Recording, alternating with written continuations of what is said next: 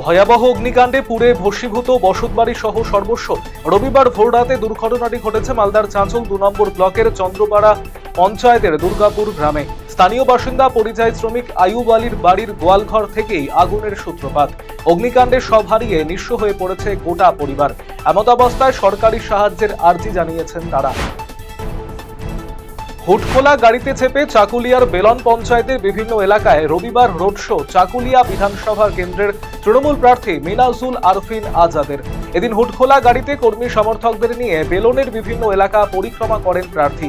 পায়ে হেঁটেও প্রচার করেন। মানুষের সঙ্গে কথা বলে ভোট প্রার্থনা করেন তিনি। কামারের ভূমিকায় দেখা গেল মালদার হরিশ্চন্দ্রপুরের সিপিআইএম প্রার্থী শেখ খলিলকে। রবিবার কর্মীদের সঙ্গে মুড়ি ঘুগনি খেয়ে হরিশ্চন্দ্রপুর 1 নম্বর ব্লকের হিঙ্গল অঞ্চলে ভোট প্রচারে বের হন খলিল। বাইকে করে গ্রামে গ্রামে ঘুরে প্রচার করেন তিনি, কথা বলেন এলাকাবাসীদের সঙ্গেও। প্রচারের মাঝেই উঠে আসে বিরল দৃশ্য। এদিন একটি গ্রামে যান কামারশালায় ঢুকে পড়েন তিনি। হাতুড়ি এবং কাস্তেতে শান দিয়ে সরকার পরিবর্তনের ডাক দিলেন বাম প্রার্থী। জমির আলু গরু খেয়ে নেওয়ার প্রতিবাদ করে আক্রান্ত হতে হলো এক ব্যক্তিকে। ঘটনাটি ঘটেছে গাজল কলেজ সংলগ্ন এলাকায়। সন্তোষ সরকারের নামে ওই ব্যক্তির জমিতে এদিন একটি গরু গিয়ে আলু সাবার করে দেয়। এতে ক্ষতির অভিযোগ করতে গেলে পাল্টা 3 জন গরুর মালিক মারধর করে বলে অভিযোগ। এই ঘটনায় গাজল হাসপাতালে প্রাথমিক চিকিৎসা করান তিনি।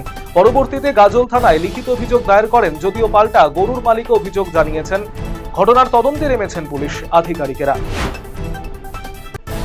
ইটাহার বিধানসভার তৃণমূল প্রার্থী মোশাররফ হোসেনের প্রচারে জনজোয়ার।